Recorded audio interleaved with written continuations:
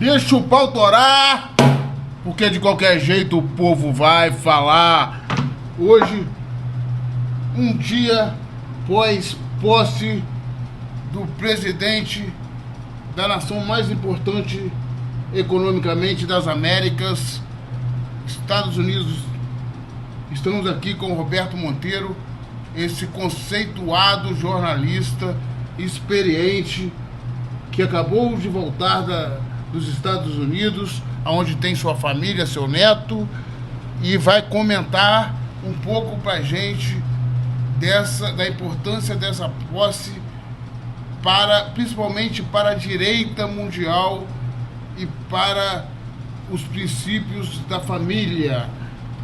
Então, a partir de hoje, será a política oficial do governo dos Estados Unidos que existe apenas dois gêneros, masculino e feminino, disse Trump. Roberto, qual a sua opinião sobre essa posse? Faz a sua avaliação inicial para a gente começar aí nosso podcast. Meus cumprimentos de Ralph Lixotti, nosso querido Robson, que está ali na técnica. Eu cumprimento a todos e inicialmente já vou entrar logo no tema, que é essa questão da posse do Donald Trump, nosso presidente dos Estados Unidos da América. Lembrando que os Estados Unidos é uma economia mundial, né? Não é só das Américas. E também pela fala, né, extensa posse, onde o Mr. Trump falou, atacou vários pontos, a gente aproveitou muita coisa, né? Mais de 60% do que foi dito fazia sentido, mas o foco principal não foi essa questão de gênero, foi a questão lá da faixa de Gaza, onde já estão pacificando, estão se ajustando. Eu tenho notícias de fonte fidedigna, né, que da própria Washington Post já tinha sido anunciado isso lá, agora se confirmou através de outros veículos de comunicações, né, de comunicação, então não só da América do Sul, da América do Norte, como também da Europa, Oriente, Ocidente, enfim, de que vai haver uma grande ação, né, uma grande mobilização dos países para reconstruir o que foi destruído numa guerra que foi provocada por um ato insano do Hamas, onde atacou jovens desarmados numa manhã, né, depois de uma EIV que teve lá em Israel, e eu creio que aquilo desencadeou uma série de... Mas não foi só lá, nós já tínhamos em andamento a guerra da Ucrânia com a Rússia com a Ucrânia, outras guerras ocorrendo na África, né? Então a gente tem acompanhado com muita tristeza esses embates que são violentos, né? Que trazem muitas vítimas, inclusive vítimas fatais e inocentes, que não são guerrilheiros, não são soldados, não estão combatendo, são civis. E esse é o maior dano da guerra, né? E fazer uma guerra não é muito difícil, não, é só ver controvérsia, mal explicado, mal resolvido, e aí começa o conflito. Agora, acabar com o conflito é muito difícil. Então, eu acho que nós temos hoje uma situação em que, com a solução pacífica, como está ocorrendo, as negociações lá na faixa de Gaza, entre o Hamas, o Líbano e Israel, é uma grande notícia, e isso para o mundo soou muito bem, porque realmente nós já estávamos no limite da tolerância dos fatos que estavam decorrentes desse embate violento lá, brutal da guerra no Oriente Médio. E eu creio que agora nós vamos caminhar para uma outra etapa, onde temas que eu não digo menores, mas também são importantes, como é o caso da ideologia de gênero. Eu acho que as pessoas têm que ter liberdade de escolher, ter o livre-arbítrio, de escolher o que quer. O Estado não tem que ficar regulando a questão quem é quem deixa de ser quem. O Estado não é dono da pessoa, né? O cidadão, ele é contribuinte, ele contribui para a máquina estatal, ele não paga a máquina estatal para dizer quem é ele. Essa que é a grande verdade. Mas vamos aí, Ralf. Essa está a minha resposta por enquanto. O presidente dedicou a primeira parte da sua fala meio que atacando um pouco a administração do Biden e falando da soberania que será reconquistada, da segurança que será reconquistada, que uma nação vai voltar a ser orgulhosa, próspera e livre, como se os Estados Unidos não fosse ainda a maior potência do mundo, como se os Estados Unidos atualmente não vivesse o pleno emprego. A taxa de desemprego dos Estados Unidos está cerca de 3%, está aparecendo um pouco aqui no Brasil. São dados oficiais, eu pesquisei.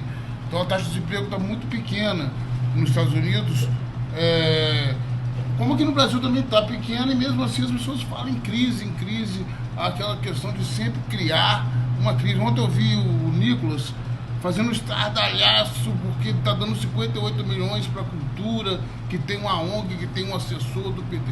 Eu acho que, eles esquecem a quantidade de dinheiro que está sendo jogado nas tais emendas parlamentares, que ninguém sabe para onde vai direito, que não tem clareza, que são secretas, que são ocultas, e que tira o poder do executivo de exercer com plenitude o voto direto do eleitor. E aí eu queria um pouco, se eu puder falar um pouco, se existe crise nos Estados Unidos, se não existe, se há uma ficção ou se não há, se os Estados Unidos deixou de ser uma grande potência e tem que voltar a ser. Pelo discurso ficou meio confuso, porque para mim a maior economia do mundo ainda é os Estados Unidos, embora a China esteja caminhando a passos largos para alcançá-la, ainda deve demorar algumas décadas para chegar lá. Eu estive lá realmente pouco mais de 2 semanas, eu estive no ano passado, no outro ano, e vejo que os Estados Unidos, como quase todos os países, né, do planeta, entraram em crise no pós-pandemia.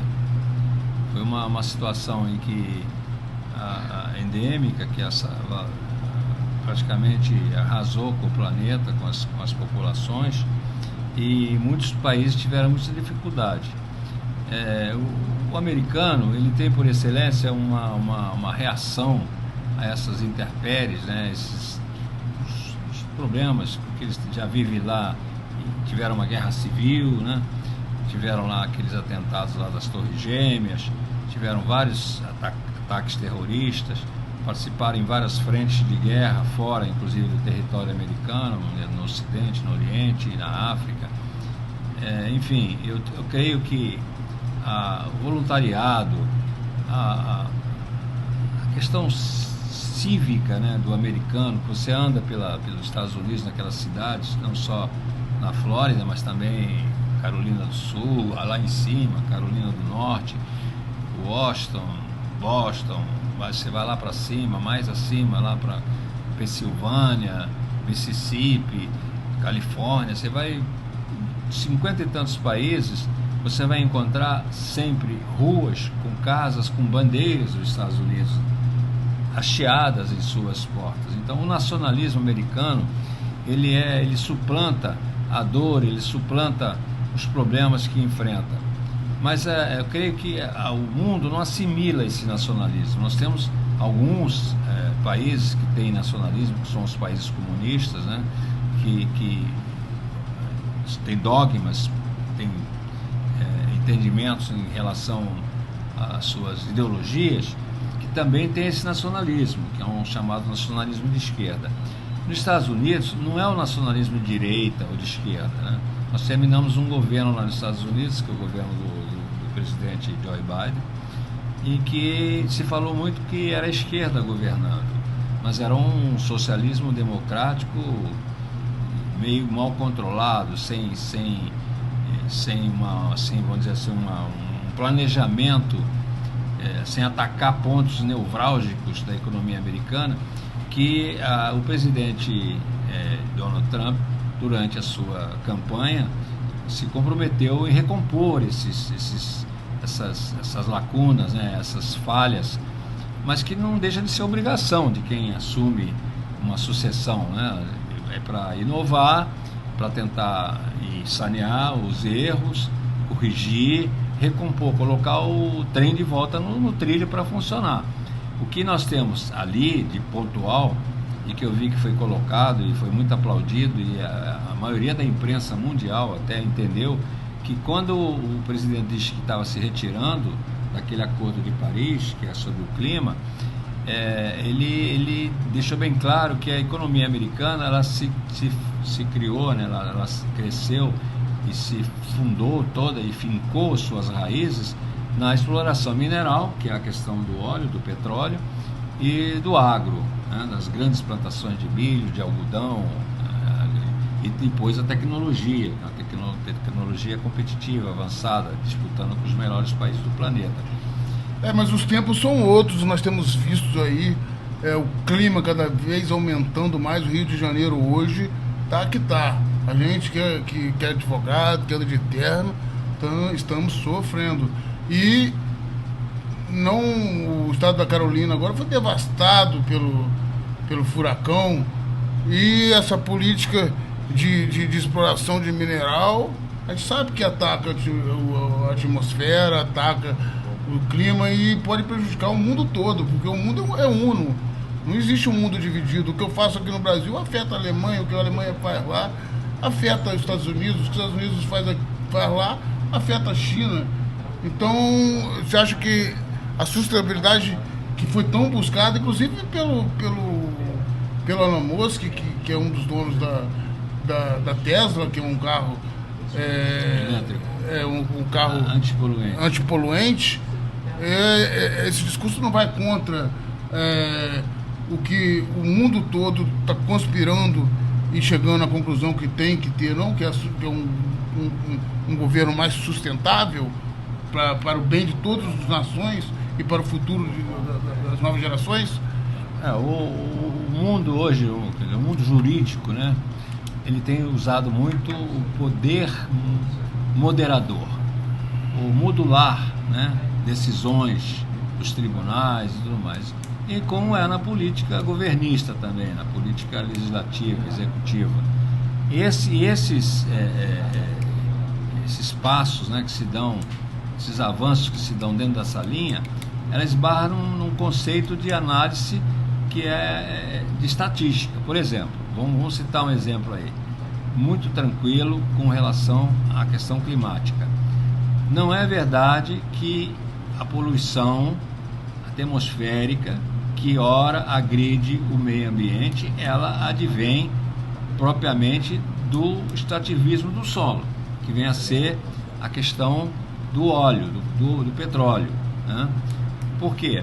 Porque em lugares tem mais espaço geográfico, onde existe mais verde, mais descampado e que tem crescimentos urbanos distantes, uma cidade da outra, né?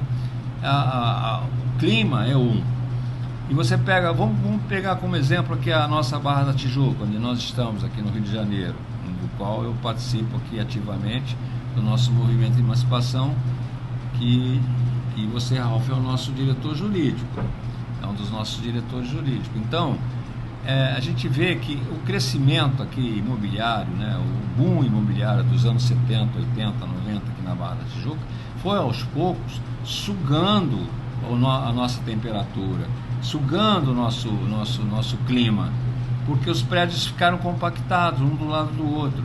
Então saiu o verde, entrou o cimento, entrou o vergalhão, entraram as construções, e elas se proliferaram aqui de maneira assustadora e continuam cada vez mais, né? Hoje aqui da janela, aqui de onde nós estamos, eu encontrei lá uma área totalmente trabalhada já para erguer edifícios. Então, e era uma área verde. E era uma área verde, exatamente. Então, a questão também da invasão, né, da nossa nosso espelho d'água, dos nossos canais, lagoas, tudo isso contribui muito, muito mesmo para que o clima fique assim. Mas vamos falar, o exemplo carrega multidão. Se a maior nação do mundo não está dando exemplo, Então a gente sabe que tem petróleo na Amazônia. A gente vai devastar a maior floresta tropical do mundo. A gente sabe que não é a maior floresta do mundo, que a maior floresta do mundo fica na Rússia, que a floresta da Rússia é do tamanho do Brasil, é maior do que o Brasil. Mas é a maior floresta tropical. Nós vamos devastar a Amazônia para arrancar o petróleo. É o exemplo que ele está dando. Vamos furar.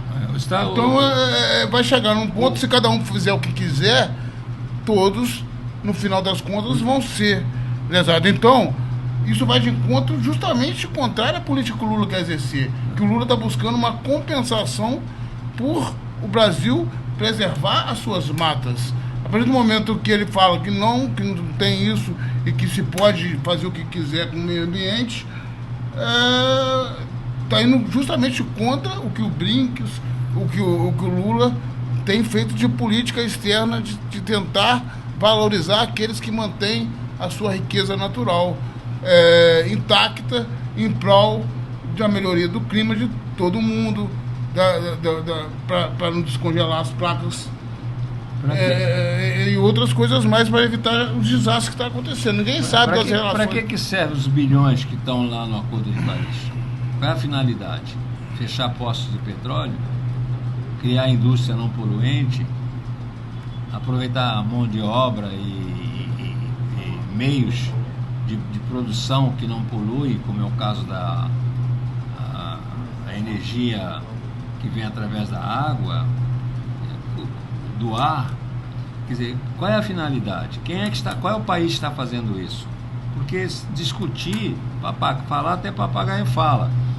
Então, abrir discurso dizendo que nós vamos fazer isso, vamos melhorar, você agora vai ter uma qualidade de vida, e na prática, a legislação, as leis daquele país, dos países, nós temos mais de 200 países no planeta. E a gente tem problemas até em pequenas, uma Guiné-Bissau. O próprio Haiti, por exemplo, é um exemplo. Não sei se vocês sabem que o Haiti é hoje, sempre foi, que tem o melhor e mais caro café do mundo. O café haitiano é ouro em pó, é uma riqueza no Haiti.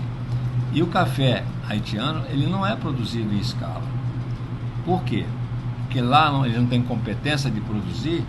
Não, porque tem um cartel que domina isso e eles querem se alimentar o tempo todo e ninguém tem ganância de construir castelos com aquele dinheiro, porque por exemplo, as economias que exploraram a parte mineral e de produtos e de industrialização, elas ergueram cidades monumentais, como é o caso hoje da própria Arábia, né? Que nós temos lá cidades que são verdadeiras metrópoles modernas com dinheiro do petróleo.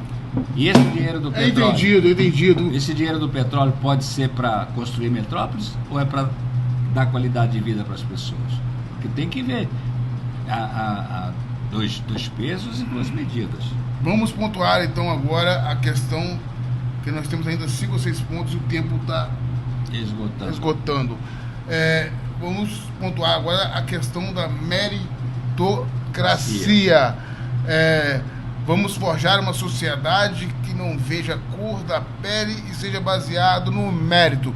Mas vou dar por exemplo aqui do Brasil, a gente que trabalha mais com os índices brasileiros. No Brasil, 5% das pessoas que terminam o ensino fundamental em colégios particulares ocupam até 80% das vagas das universidades públicas. E aí tem-se um estudo que para realmente cota ser justa, é necessário que se separe, se 87% dos brasileiros terminam o ensino fundamental no ensino público, teriam que ter as universidades públicas 87% das vagas para o ensino público. Essa é a maneira de se fazer realmente a cota, não é por cor, por raça, isso aí é subdivisões. A divisão principal é pública e privada. Hoje, apesar da minoria ser formada em ensino fundamental e médio na escola privada, essa minoria ocupa a grande maioria das vagas das escolas públicas. Então, aonde está a meritocracia? Aquele que mora na favela com a mãe e o pai discutindo o dia inteiro por questões financeiras e por questões do envolvimento ali do tráfico, envolvimento de várias coisas, ele não tem a mesma condição de disputar uma vaga com aquele que é filho de um engenheiro que mora aqui na Barra da Tijuca e estuda no colégio que fala 4 línguas. Então, qual é realmente o valor da meritocracia que o Trump tenta colocar? Nós não temos no Brasil uma TV aberta educativa. Não é a TV educativa, é uma TV privada educativa. As novelas dos principais canais de TV aberta no Brasil, elas falam de um monte de pontos, de coisas que não levam para essa discussão do acesso à universidade, que foi o que eu entendi. O acesso à universidade, ele se dá primeiro realmente por provas, ou seja, quem tiver notas vai ter acesso. O problema está na base. Ocorre que no Brasil o ensino público ele não é subsidiado pela iniciativa privada. Você pega em vários países, não citar Suécia, Suíça, Dinamarca, não, vamos citar mesmo o Brasil especificamente, nem Estados Unidos. Qual é a empresa, qual é o investidor, qual é o bilionário, trilionário, bilardário que coloca dinheiro dentro de uma universidade? Eu visitei uma universidade nos Estados Unidos, que é a Universidade Federal da Flórida, onde a minha filha, inclusive, é professora hoje, reserva, né, que eles falam lá, reserva. E aí tem 55 mil bolsistas dentro da faculdade, tem até um supermercado dentro da faculdade, tem um hospital para atender a comunidade local. Então, aproveitando que você está falando nisso, já vamos também entrar na questão da parte do discurso. Você falou da questão do canal aberto, a televisão. Antigamente, na minha época, a gente tinha 2 opções, ou era SBT, Chaves, ou era Globo, Xuxa. Hoje, a criançada, ela fica assim, ó, de tanta opção, ela não sabe o que ela vai ver, de tanta opção que ela tem. Internet. E televisão, ela quase nem vê televisão mais. Caiu bastante. Então, e essa liberdade de expressão realmente, ela não tem que ter, você como presidente da Associação Nacional de Imprensa Internacional, essa liberdade de expressão, ela não tem que ter critério, ela tem que ser sem regra, do jeito que o Facebook, o Instagram, o WhatsApp está prometendo que vai ser de hoje em diante, onde vai tirar os filtros. Isso é bom para a nova geração? Tem que ser assim? Toda discussão é válida? Eu acho que a liberdade de expressão ela tem que ser imperiosa. Não pode ser liberdade de expressão limitada. Então não é liberdade de expressão. Cada um arca com a responsabilidade dos seus atos. Hoje, muitos países adotam a menoridade de 16 anos. As estatísticas mostram que a maioria dos crimes praticados no Brasil, os crimes comuns, né, de assalto, de assassinato, derivado de assalto, tentativa de assalto, eles advêm de jovens adolescentes que estão no crime por falta de opção, por falta de condições de frequentar uma escola.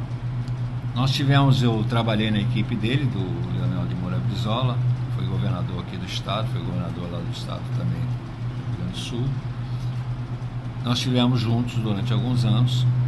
Eu vi o Darcy Ribeiro, um antropólogo, que era nosso secretário de Educação, criar os CIEPs. O que eram os CIEPs? Os CIEPs era a mãe ia trabalhar, deixava a criança na porta do CIEP, a criança entrava, ali ela tinha alimentação, orientação, professor de educação física, piscina, tinha tudo para a criança. E ali não tinha discriminação de dizer, não, aqui é só entrar rico, só entrar pobre. Os melhores professores, eu conheci alguns professores da época, davam aula no CIEP. Eles tinham orgulho de dizer, eu dou aula no CIEP. Ia dar aula depois na Sorbonne, lá em Paris, onde quer que seja, na PUC, aqui, Mackenzie, em São Paulo, mas eles tinham orgulho de dizer que davam aula no CIEP. Eu conheci alguns. Por que essa política não continua de educação? Política de base. Política de base. Nós enxergamos lá atrás de que o sucessor de Brizola, simplesmente por uma questão de querer mudar a visão, o panorama da política, se voltando para ele, que foi o sucessor, que não vou nem citar o nome, que não merece nem ser citado o nome aqui, que vocês não sabemos porquê, ele simplesmente aboliu, não deu continuidade às obras do CIEP. Estava programado, inclusive, para ser um projeto nacional. No que eu falo, assim, as pessoas, você só fala de Estados Unidos, é porque é onde eu conheço, que eu entrei fundo, eu visitei essa Universidade Federal lá e vi como é que funciona, vi o estádio lá, as crianças que vão para lá, tem escolinha lá, maternal, para as crianças, já de uma certa idade, já começam a praticar esporte, do esporte eles seguem com bolsa, direto, até chegar no topo do ensino, para graduar. Então eu acho, e praticando esporte, e outros se viram até astros, né, de esporte lá, de NBA, de futebol americano, enfim, de basquete, de beisebol, enfim. E essa questão do Trump achar que só existe a América no mundo, que a América tem que guiar todo o universo, que é a nação mais poderosa e que vai colocar 11 milhões de imigrantes para fora e que é autossustentável, que vai retomar o Golfo do México, que vai tomar o canal de Panamá. O canal do Panamá, que vai acabar com a guerra da Ucrânia. Essa questão dele subestimar principalmente a América Latina e os países asiáticos. O que você acha dessa questão? Houve uma anarquia nos Estados Unidos, dos estados americanos, até alguns, até republicanos, poucos, 2 ou 3, mas a maioria dos estados democráticos que se elegeram na campanha na época do Biden, os governadores, e eles adotaram uma política de abertura total em relação à pobreza, ao acesso e tudo mais. Inclusive leis, né, que permitiam que até $500 qualquer um podia entrar num supermercado, numa loja de departamentos e sair com os produtos debaixo do braço. Isso é lei, tá lá. Eu li a lei, traduzida direitinho. Muito bem. Não deu certo. Não deu certo. Aí foi feita uma pesquisa de cada um desses que praticaram esse delito, que 80% dos delinquentes eram ilegais. Porque não entraram nos Estados Unidos para trabalhar. Entraram por conta de uma bolsa, de uma ajuda, como imigrante saindo de um regime onde estava com perseguição política, como é o caso dos venezuelanos, como é o caso até lá do Haiti. E aí, esses são os problemas. E não são 16 milhões, como foi apontado. Esse índice, para mim, lá nos Estados Unidos, seria um índice de 4 milhões e pouco. Com relação à diferença entre os 15 e 18 milhões de imigrantes que estão nos Estados Unidos, advindo desses países latinos, que não se inclui o Brasil, da Tavênia, lembrando bem, há um problema muito sério, que esses aí estão em fase de legalização, porque já estão há um tempo nos Estados Unidos e têm a chance de ganhar um visto de permanência, um visto de residência, que não é o tal da cidadania americana. Então tem diferença. Eu creio que essa política que vai ser adotada nos Estados Unidos não será uma política xenófoba, ela será uma corretiva. Será fazer um reparo para fazer a triagem para ver quem é. Mas lembrando bem que já no governo do Biden, o Biden mandou deportar pais separando de filhos. Logo no primeiro ano de governo aconteceu isso. Então temos que tomar cuidado. Aí vai aí a minha impressão modesta, para que não se cometam os mesmos erros. Que quando se trata de ser humano, nós temos que pensar com o coração, com a emoção, e não simplesmente como um número, como matemática. O ser humano não pode ser tratado dessa maneira. Não é um absurdo que se trata. Para finalizar, vamos polemizar a questões. Você, por exemplo, tem uma filha que mora lá, que casou, teve filho lá, e realmente não tem como deportar, porque já tem filho nascido. Não tem a em deportar solo. como ele já é cidadão americano. Mas tem muito brasileiro lá. E essa idolatria da família Bolsonaro a Trump, sendo que Trump, praticamente todos os discursos dele, colocou uma questão que vai contra a atual política aplicada no Brasil, que é a política de cotas, que é a política da igualdade racial, que é a política do trans, que ele fala a questão do homem e da mulher, da política da liberdade ideológica, da política da sustentabilidade, da questão de sobretaxar os produtos, principalmente os produtos primários que o Brasil produz. Então, para o Brasil, eu acho que se realmente seguir o discurso dele, não vai ser nada bom, vai ser totalmente austero. O Lula fez um discurso paz e amor, porque a linha dele tem sido essa, apesar de ser chamado de esquerdopata e tal, ele está mantendo a linha do paz e amor. E a gente vê que o Brasil, nem os bolsonaristas, nem no Capitólio puderam ir. Tiraram muita onda, tiraram muita foto, mas na hora de ficar lá, só entrou a elite. Os brasileiros ficaram tudo de fora. Então, o que você acha dessa polêmica aí da idolatria a Trump e o Trump colocando medidas fiscais, prometendo austeridade com as relações aos países da América, querendo novamente fazer a gente quintal? Se você tem um carro e alguém cobiça o teu carro e toma o teu carro, você vai gostar? Nós temos que entender que o direito à propriedade é algo assim que, se não houver realmente uma chave nisso, um fechamento de questão universal, ninguém é de ninguém, nada é de ninguém. Isso não é vida. Eu abdico dessa vida. Eu me retiro. Eu me afasto. Eu entendo que toda medida que você venha a tomar, ela tem que ter um fundamento. O problema é que quando se abre a boca, se fala besteira e depois não dá para voltar atrás. O Lula tem sido impiedosamente um fracasso em termos de discurso. O discurso dele acabou. Ele não governou, ele quis manter o mesmo discurso de campanha. Só que na prática ele encontrou dificuldades, porque ele abriu a boca com relação à guerra da Ucrânia, só fez layout. Abriu a boca com relação à guerra lá no Oriente Médio, lá na faixa de Gaza.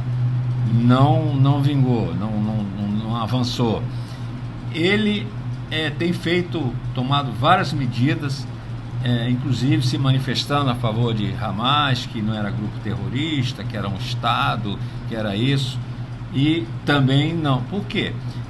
Você tem que entender que a gente tem dentro do universo das pessoas, e leem notícias que acompanham, que dos 208 milhões, 240 milhões de smartphones, de celulares existentes no país, menos da metade tem acesso à internet. Hoje aqui mesmo, antes de iniciar o podcast, nós tivemos dificuldade aqui, estava oscilando a internet. Você imagina uma cidade do interior, lá pelo norte, nordeste, lá pro lado de Goiás, Mato Grosso. Não, lá... se não tem acesso ao celular, imagina a terra. Tem um estudo que eu analisei ontem do Banco Central. Mas a terra é de quem? A terra é do índio.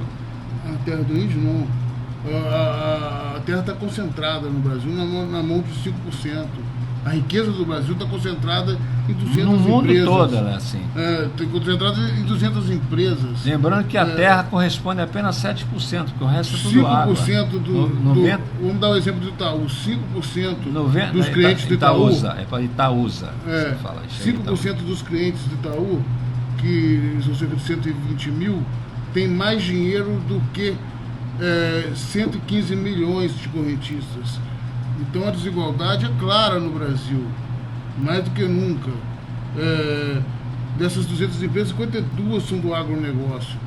Do agronegócio que tem grandes quantidades e propriedades de terra. Que transformaram cidades que estavam lá verdadeiramente à míngua, com plantações de soja, de milho, de laranjais, limoeiros, cajuzeiros. O agronegócio é indiscutível, é alimento. E sem alimento ninguém vive, o mundo não vive. Né? Eu acho que o agronegócio... Mas é nesse ponto que eu falei, da sobretaxa. Como é que você vai sobretaxar a soja brasileira, a laranja brasileira, a carne brasileira? Mas já taxou? Ué, é o discurso, estou falando do discurso, estou Pois polemizando. Se acontecer... Eu comecei iniciando nossas trocas de informações aqui, falando do poder moderador e de modular. Eu acho que o líder, ele vem, ele tem um congresso, né? Ele tem um congresso, tem lá os congressistas, tem um senado, tem a Câmara lá federal, ele tem que se entender, porque ele não é tem a caneta, vai fazendo do jeito que... E não vai sair comprando ninguém, como acontece aqui no Brasil. Lá, um parlamentar, dificilmente ele se vende. O histórico americano de parlamentar se vendendo é raríssimo. Eu já estudei a fundo isso, eu nem acreditei quando eu vi, achei que tivesse um percentual bem maior, mas muito menos. E presidente, menos ainda. Então eu vejo que o problema... Primeiro, o voto no Brasil não deveria ser obrigatório. Essa que é a minha opinião. O voto deveria ser espontâneo, e aí eu creio que a gente ia começar a crescer, a olhar o horizonte, o final da linha e ver que a gente estaria caminhando bem. Eu sei que você também é a favor, também não é a favor do alistamento militar obrigatório. Eu sei que você não é, você já confessou isso para mim. E eu acho que é um bom caminho. Quer dizer, tudo na vida é questão de experiência. Agora, a experiência, mas não pegar o povo de cobaia, né? Fazer teste com vacinas, com um monte de coisa para ver se vai dar certo. Eu acho que nós temos que ter respeito ao ser humano, que é o que eu venho falando o tempo todo.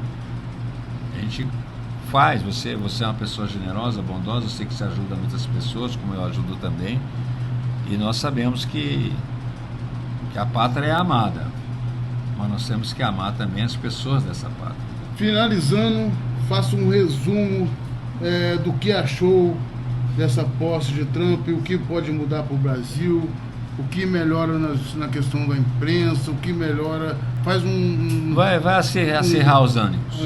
Vai acirrar os ânimos. Centro-direita no Brasil também nas redes sociais. Porque por incompetência da esquerda. Ou os algoritmos funcionam melhor para eles. O algoritmo só. Né? Quem sabe investir nisso. Tem umas denúncias agora, por exemplo, na questão do Nicolas. Houve muito menos engajamento, muito menos comentários no post dele do que da trans. Porém, a dele foi disseminada para 300 milhões e da trans foi para 120 milhões. Mas só. Trans já começa a sair perdendo, porque não é a maioria. Então, ela falou para o público dela. É a disseminação do algoritmo. O algoritmo Sim, mas ele pode se beneficiar. Mas o personagem é uma trans, então é complicado. Mas foi bom. Eu creio que o número não é ruim, não. A diferença foi grande, mas não é um número ruim. Porque eu já vi determinadas competições aí, através de algoritmos e através de internet, que o negócio vai a 30, 40 milhões e o outro fica com 50 mil, 150 mil. Né? Você é um exemplo. Você pegou a Última Hora junto comigo lá atrás, com meia dúzia de gatos pingados. Hoje você tem 15, 25 mil de seguidores fixos ali todo mês, todo dia. Então, você já chegou hoje com a Última Hora, qual é o top hoje da Última Hora? 10 milhões? 1 milhão de acessos, 10 milhões. Então, depende. Eu acho, dentro do universo de 1 milhão e 140 milhões de celulares, de smartphone, é um percentual pequeno. Mas é importante, porque também existem muitos outros veículos linkados aí na internet. A importância de... Antigamente você podia ver, como eu falei, Xuxa, Hoje não. Hoje cada um escolhe o que quer. Vamos finalizando que o nosso tempo tá. Como diz o Robson, tem um chapéu, né? Então, terminamos, né? Então, Obrigado. deixa o pau torar, a discussão ainda vai continuar, porque de qualquer jeito o povo vai falar. Obrigado, Roberto. Obrigado você. Monteiro. Obrigado a todos. E vamos continuar trabalhando a nossa emancipação, né? Claro. Trazer coisas boas para cá, resolver os problemas. Um grande abraço a todos, obrigado pelo carinho.